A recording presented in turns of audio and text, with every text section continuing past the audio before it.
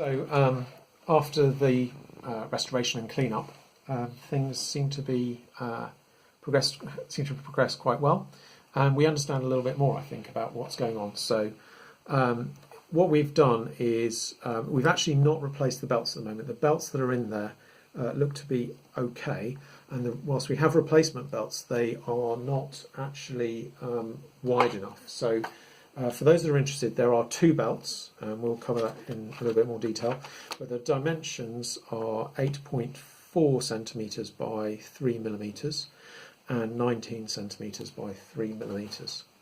So the big belt, the 19 centimetre one, is the one on the back here. Pop that out of the way. Here's the one on the back here, the main drive motor, and to get access to that, all you need to do is remove this plate via these three screws. The other belt is associated with the fast forward and rewind, actually the tape pickup motor. And in order to get access to that, the first thing that you have to do is to remove the door mechanism. That comes off with 4 screws, one here, and then 2 on the bottom face, and then it will just lift off, including the solenoid, and you can fold it up and over and out of the way. And that then gives you access to the spindles and so on. And the second belt is underneath this bit, just in here, if you can see. Let's get some light. Inside here, and you have to remove this plate using one screw there and one screw there. And it's all a bit of a fiddle to get that one on and off. But we have done that. So what we've done is we've cleaned everything up, so all of the spindles now are reasonably slack and loose, which is great. What we suspect might have been going on with the gunk that was there is that we believe that there are brakes for the spindle, one here and one here, that press against the spindle. Now at the moment they're not really pressing, they're only just touching, and we think might be that there was a rubber pad, a kind of brake pad that fitted over these metal pieces maybe, that actually got in contact, and it's that has degraded in this particular unit and then caused everything to gunge up. So this brake moves backwards and forwards like this on a spring, like that. And it seems to be controlled by both solenoids. So we have a sneaking suspicion, and it's not certain, that whereas we believe that one solenoid was for start and stop, we still think that's correct. The other one we have a sneaking suspicion is to actuate this brake, and only this brake, primarily, for when you're fast forwarding and rewinding. So it releases the brake so you can fast forward and rewind. It also looks as though the solenoids are actuated all the time when the playback or record is operating. So there doesn't seem to be any mechanism to latch the playheads in position.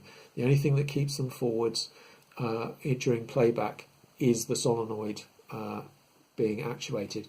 And they seem to consume a large amount of current, and they seem to get very hot. So you might notice here I've actually turned down the voltage on our power supply to 9 volts in an attempt to minimise how hot they're getting. But it is a little bit scary quite how hot they seem to get.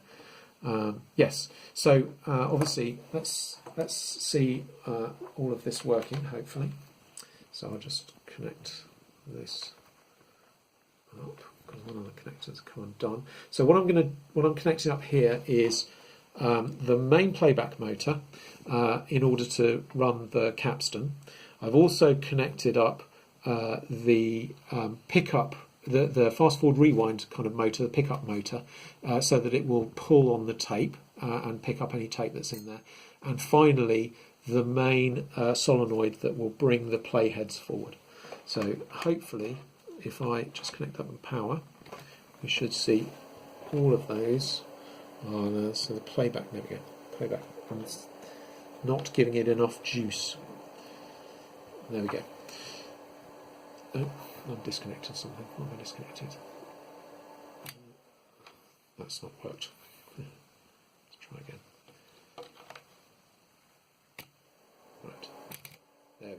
That's better. So what we have now is the capstan. So the playheads are being brought forward by the solenoid, which brings the pinch roller into contact with the capstan, and then it runs round. The playback, the pickup spool is running, and we would be playing tape off in this direction. So I think that's all working. Similarly, I think what happens is when you fast forward and rewind, you use the other solenoid to release the brake and just move the playback heads a little bit further forward, but not bring the pinch roller into contact with the capstan, and then the pickup runs much more quickly. So let's try with a real tape. See whether we can demonstrate some playback. So select that. Get all 3 wires. And hopefully we can see that everything is now turning merrily.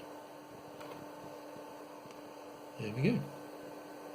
So I think this is now operational, at least from a kind of electromechanical perspective. We've also done some other little checks, so things like the micro switch and so on, and the solenoid for the door opening. So I think this is, at least electromechanically, this drive. Oops, touching wires. This drive is all working correctly, which I think means that when it comes to the problems that Ron was having with the keyboard component, it might be indicative that there's something wrong with the actual electronics board that's driving this.